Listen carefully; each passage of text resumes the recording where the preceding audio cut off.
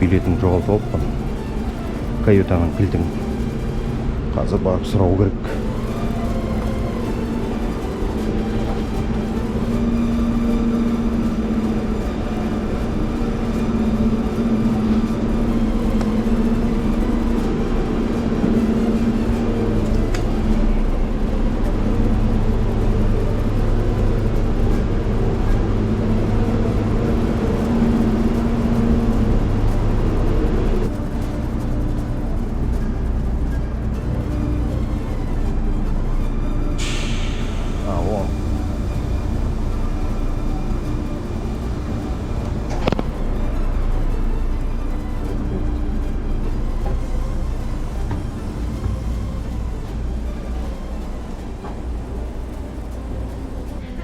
Thank you so much, Miss Madeline. You wonderful. Thank you.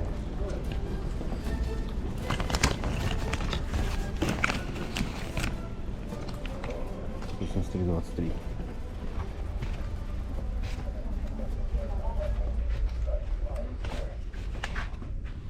Так, жолдастар, бүгін менің номерім осындай. Жында ғой.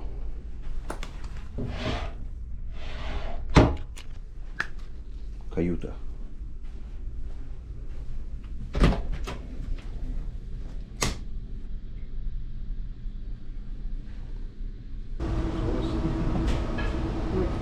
Beans? Yeah. Black sauce? Yes.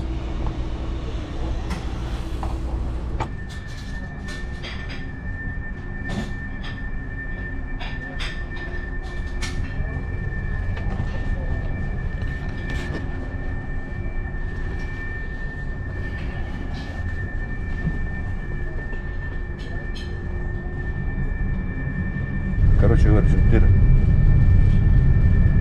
машина осы кемеде. Ужин, кешкі ас бесплатно, азанғы ас тоже бесплатно. Осындай тамақ береді, суы бар. Суы түсінбедім, я ащы ма, я тәтті ма бір бәле. И второйға мынандай береді, картоппен, котлетпен, не ғой, бабы дейді ғой, не? Ловье. Түнімен, короче, тырқылдатып қоян атамыз ау деймін. Жатып алып әкесін ауыз. Тұншығы өліп қалмасақ болды ғой, өзім озырғымнан. Ладно, астамды болсын.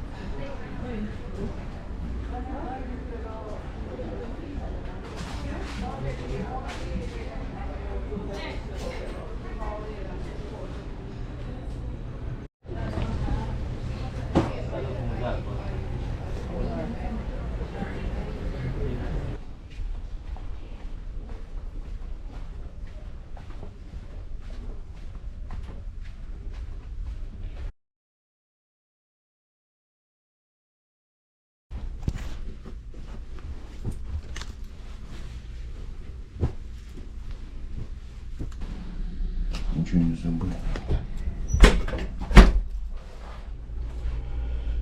Осындай вот, жолдастар, номер. Кеттік. Осы тойғанымызбен қайтайық енді. Дейма.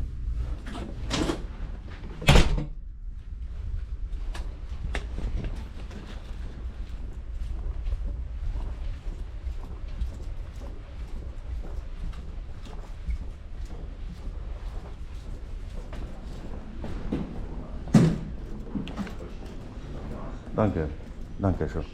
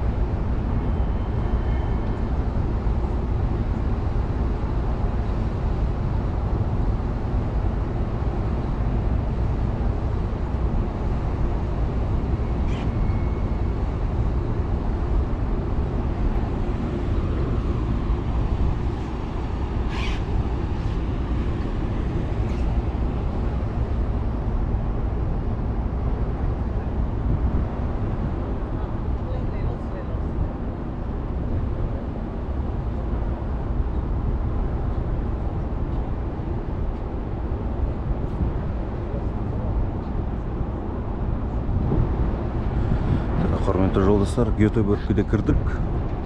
Қазір келе жатқан кемеміз тоқтап, машинамызбен Құдай қаласа шығамыз.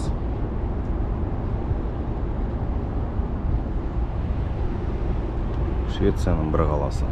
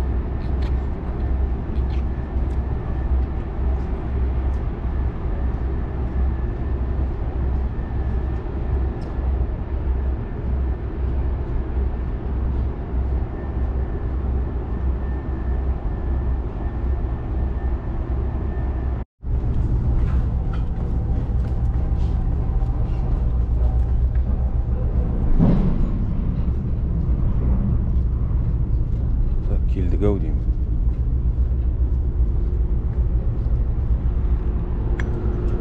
Иә, келдік.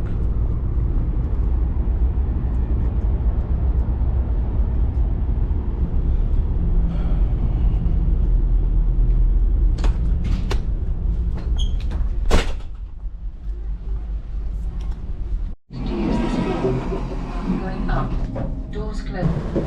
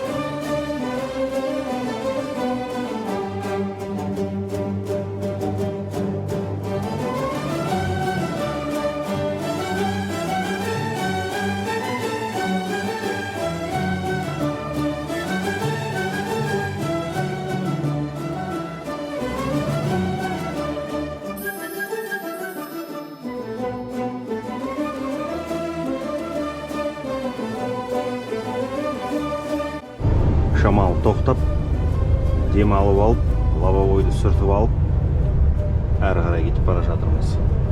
Туалетке кіріп су алып, шамалы мына атымызды суарып, шөлдеп қалыпты, әрі қарай кеттік. Қазір біз Швециядамыз. Швецияның оңтүстігіндеміз. Оңтүстіктен біз прямой солтүстікке кетеміз.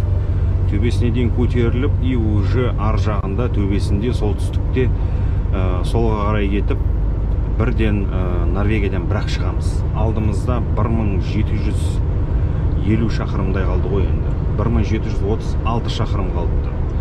Ертең арғыны менде демалыс, выходной. 5 күн жұмыс істеп, 2 күн демалуым керек. 45 сағат как минимум мен тоқтап демалуым керек. 9 сағаттан артық күніне сен жұмыс істей алмайсың. 2 рет, 10-шы сағат тағы 1 сағат алуыңа болады. Еженедельный отдых деген бар, әр апта сайын 45 сағат тоқтап демалуың керексің.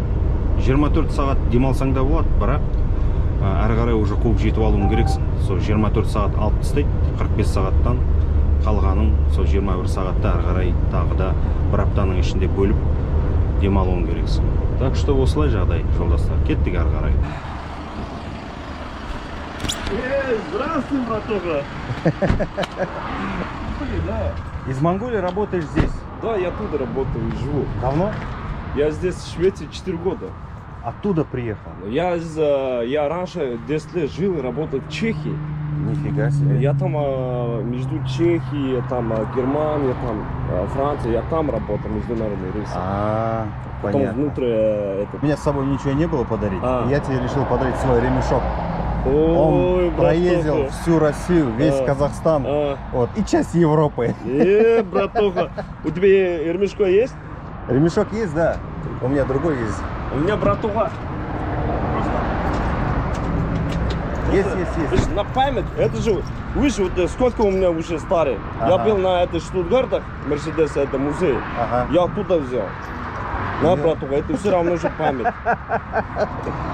Посмотрите, пацаны, настоящий. Да, это настоящий Мерседес. мерседесовский.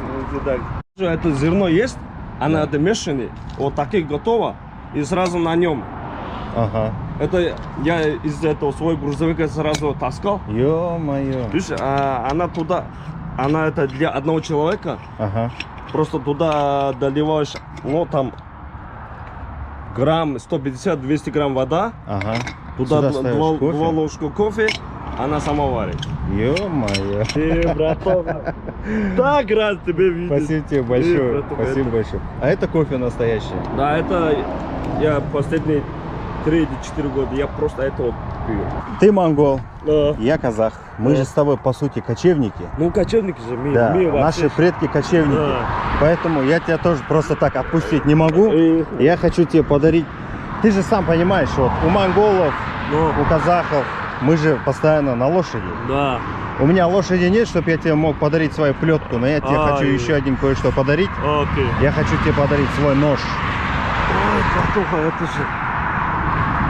Это мой нож, это тебе. Она этот... Чисто по-братски. С тебя 1 копейка Да, по братуха, традиции. у нас есть такие традиции, да? От кого-то получаешь нож, что-то надо заплатить. Да, у нас тоже. Тоже есть, да? 1 цент, дай Да, 1 цент. да. А видишь, у нас культура тоже самая одинаковая. Все равно все шведский корона. О, как раз Да. для коллекции. Шведских монет не было. Не было? У тебя есть чешский? Чешский нет. Ну, она это чешский. Я где-то 2 недели назад был в Чехии. Ага. Это чешская крона, да, Да, получается? чешский крон. А это Шведский крон. шведская крона. Да. Получается, я тебе за 15 крон продал. Продалось, да? Обратно буду ехать, я тебе заеду. Да, заедь. Покажешь мне Стокгольм. Да. Как это такое? Спасибо тебе большое. Да. Спасибо за подарки. Спасибо, что приехал. Спасибо, что ты здесь остановился. что- Гамбатор, давай увидимся. Давай. Давай, счастливо. Давай.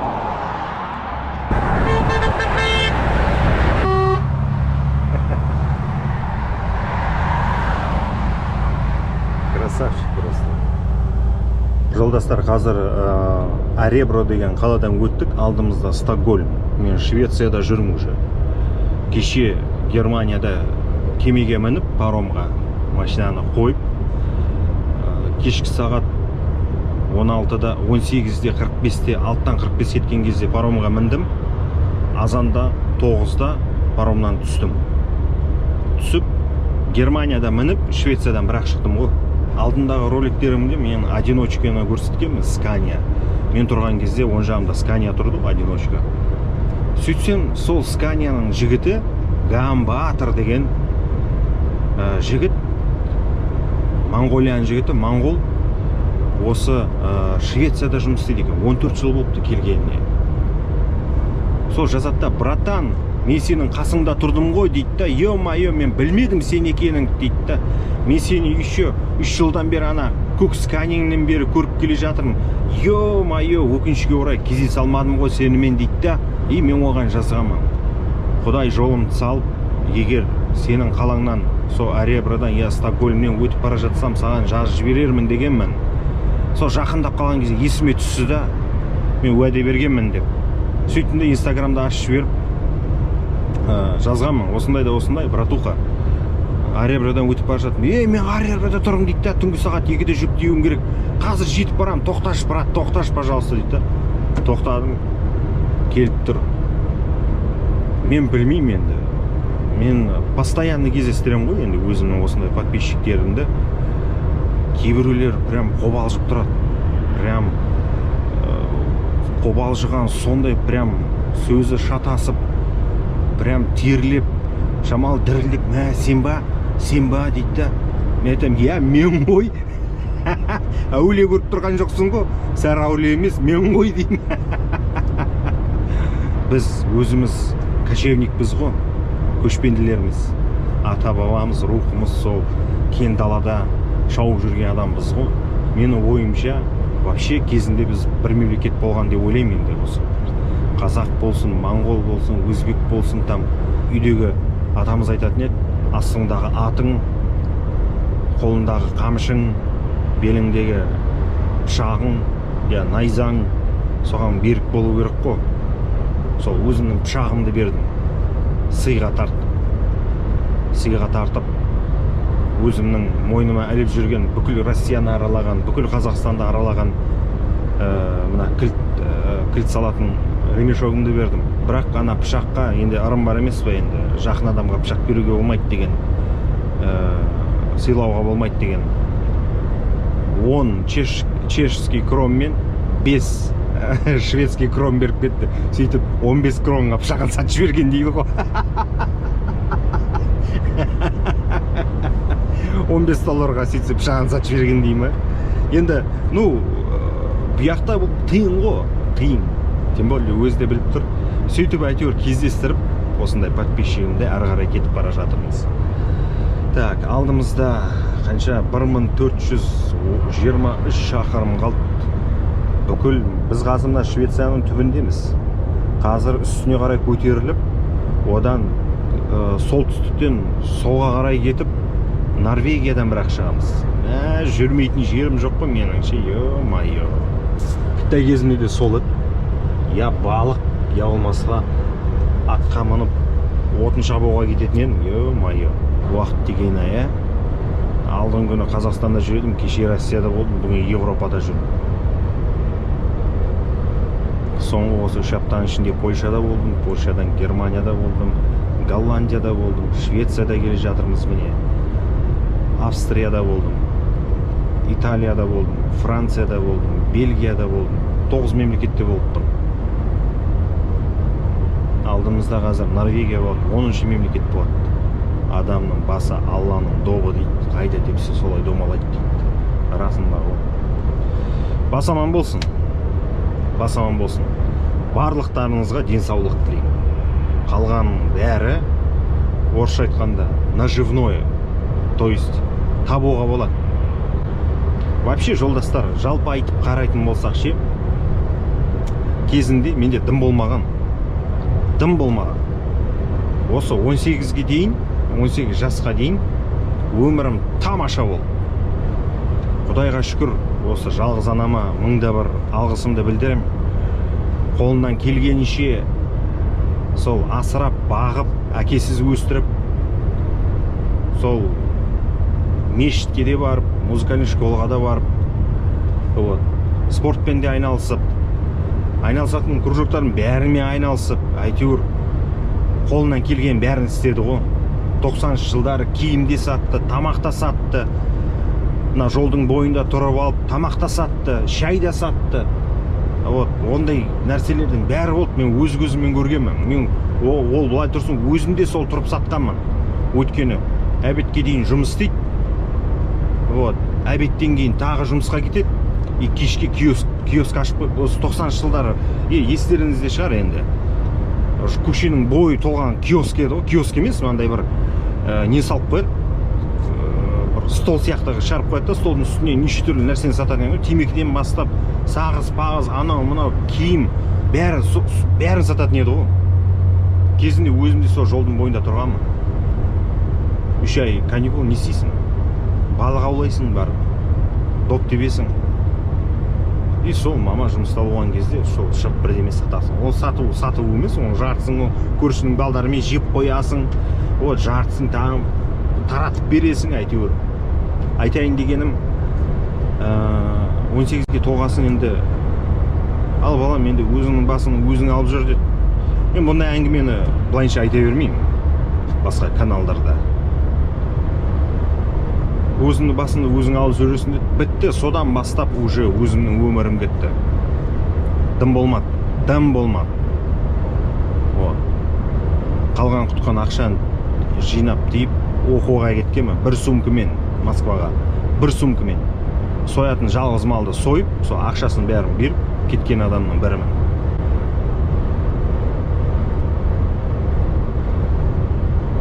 Жұмыс істемеген жерім жоқ. Автостоянкада да жұмыс істедім, автомойкада да жұмыс істедім. Отырып алып, мынау мәдениет үйінде неде салғанмын, афиша жазғанмын. Жазып, сызып, жазғанда жазу емес, не ғой, сурет салу. Художник болып та істегенмін. Істемеген жерім жоқ қой. Сонда ойлайтын едім, бір әдемі машина кетіп бара жатса, мынандай машинамен ешқашан ала алмайтын шығармын деп. Мынандай тамаша үйді менде ешқашан болмайтын шығар деп ойлайтын едім. Оның бәрі психология ғой, егер былай шамалы эзотерика жағына қарай кететін болса, оның барлығы психология. Егер сен өзіңді алдын ала осындай болмайды деп, жете алмайтын шығармын, істей алмайтын шығармын деген істерге өзіңді программировать етсең, сенде действительно ештеме болмайды. Ештеме таба алмайсың. Мен бұны өте кеш түсіндім деп ойлаймын, бірақ ештен кеш жақсы дейді ғой. Бұның бәрін неге айтып жатсың дейсің ғой. Мысли материальный, ойлаған ой, мақсат, оның барлығы орындалады. Ештемеден қорықпау керек. Құдайға шүкір, қазір менде кейбір мүмкіншіліктер бар. Ақша жағынан да, басқа жағынан да. Осындай бір үлкен компания жұмысқа шақыр. Осы компанияда мен өзім жұмыс істеп жатырмын. Барам деген жеріме барып жатырмын. Вот, мінем деген машинама мініп жатырмын. Керек па, демалам, керек па, демалмаймын. Сол, мен өзім алдыма қойған мақсаттарыма Құдайға шүкір жетіп жатырмын жаймен. Ол мақтанып айтып жатқан жоқпын, просто көп жігіттерді білем да, басы бар, қол аяғы бар, бірақ жолы болмай жүрген. Менің ойымша ештемеден қорықпау керек. Вот. Лучше бірдемені істеп, сосын барып өкіну керек. Істемей барып өкінгеннен көрі. Вот солай жолдастар.